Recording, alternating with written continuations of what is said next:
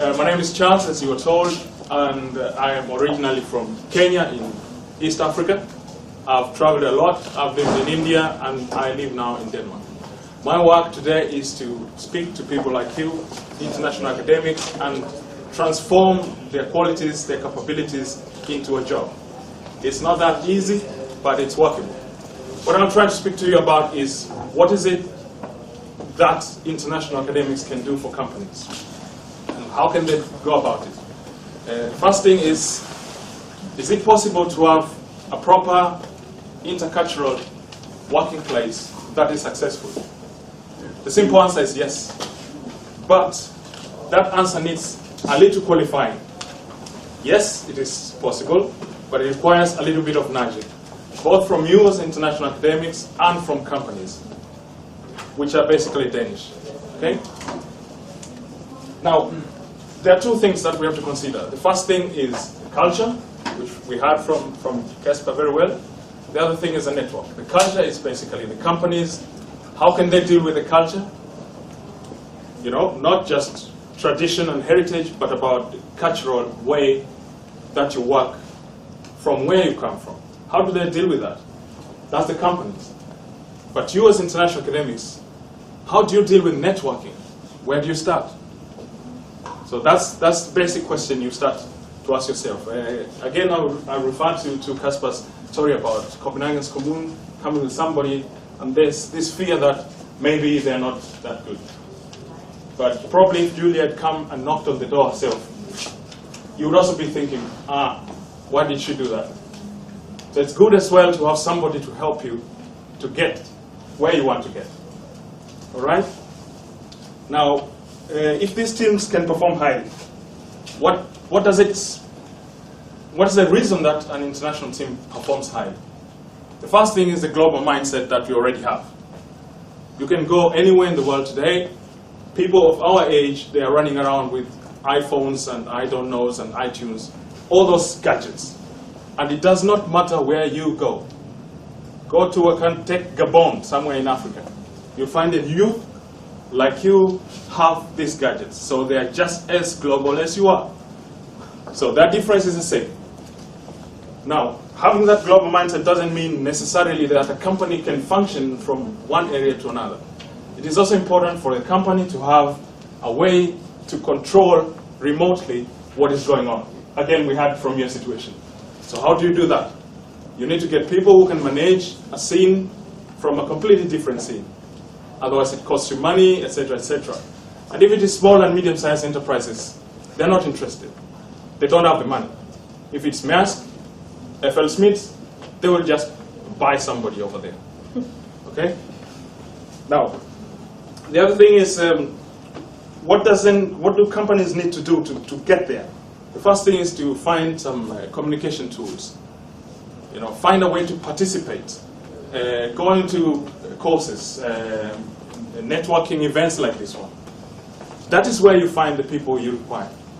But you never know they exist because they might not come and knock on the door. But they do exist.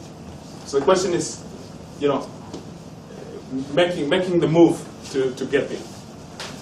Now let's see. I was asked to have some statistics, but I don't really have statistics because it might get boring, etc.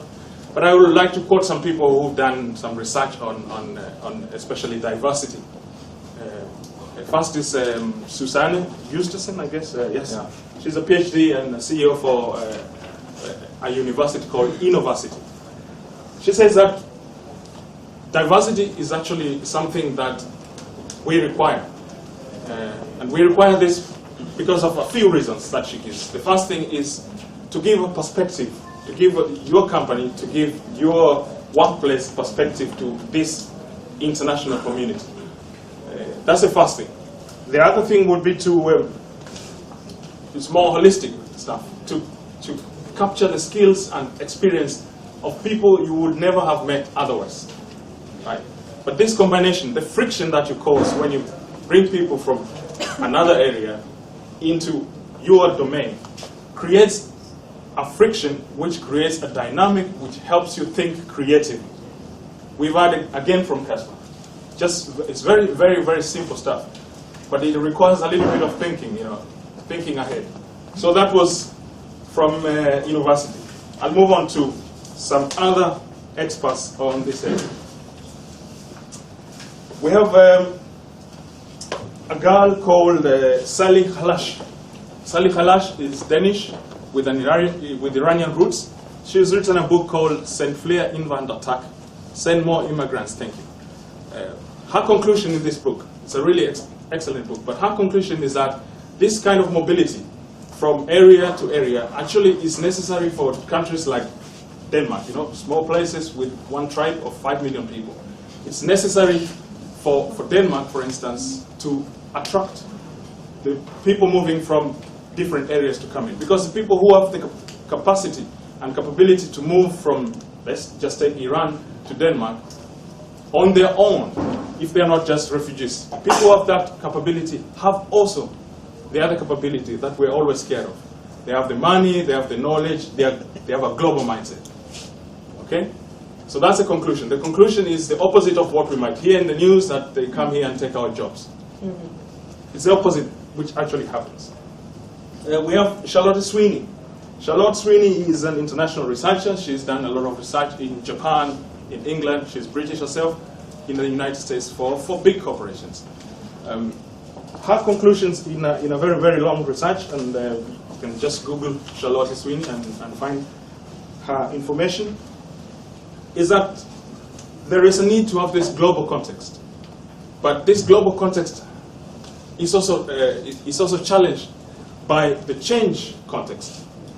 That, because we're scared of change as human beings, we're not really interested in, changing, okay?